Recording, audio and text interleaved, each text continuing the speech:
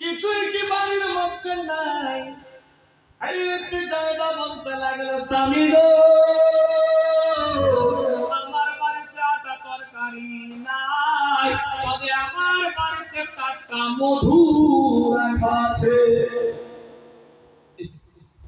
কিতাব লেখা হযরত ইমাম হাসান মধু খেতে খুব ভালোবাসতেন।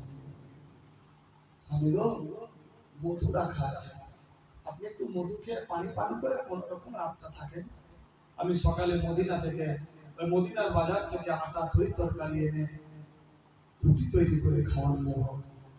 আল্লাহু আকবার। ঠিক আছে দিদি, ওই মধু নিয়ে আয়।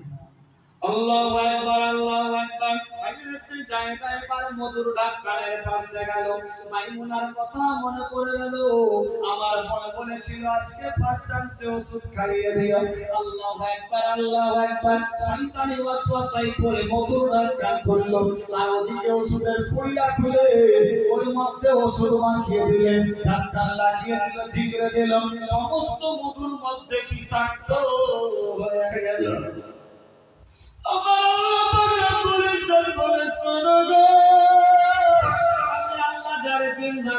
মারতে কেউ পারবে না, আমি আল্লাহ জানি মেরে গেলাম কাউরি পাপ বাঁচাতে পারবে না।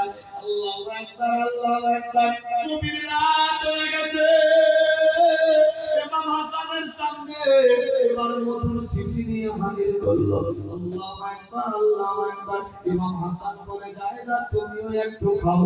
না স্বামী গো, না না না, আমি খাবো না, আমি তো সবে মাত্র রুটি খেয়ে পেট ভর্তি আছে। ইমাম হাসান কিছু মনে না করে এবার মধুর ঢাকনা খুলে মুখের মধ্যে দিয়ে দিয়েছে।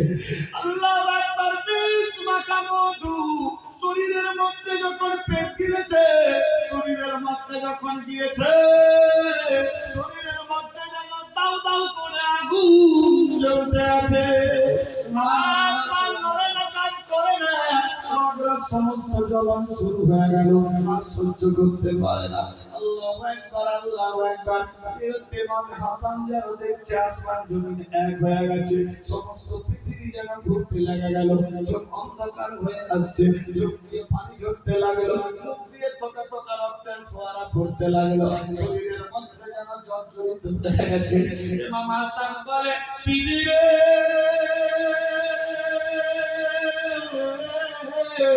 এমন কোন খাবার দিলা অবস্থা দেন যায়,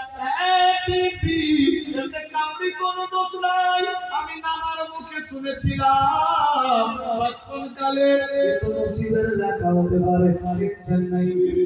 আমার নানা বলেছিল, যদি কোনো মুসিবতে পড়ে যাও, নানা তোমার রওজা পাকে আসিও, আমার রওজা পাকে আসিও।